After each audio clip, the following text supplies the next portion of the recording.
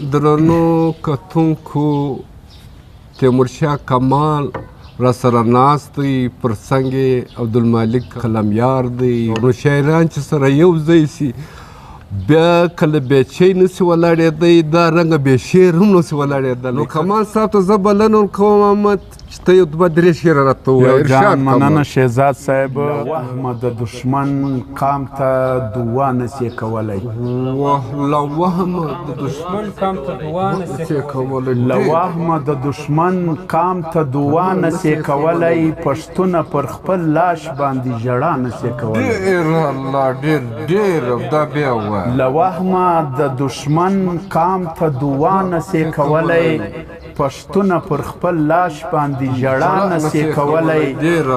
غیرت ایمان یې دواړه داسې کړو در بې اثره، غیرت ایمان یې دواړه داسې کړو در بې اثره، په زړه کې هم خبره د رښتیا نسي کولی. ډېر اعلی، ته دا بیا ووایه کمال.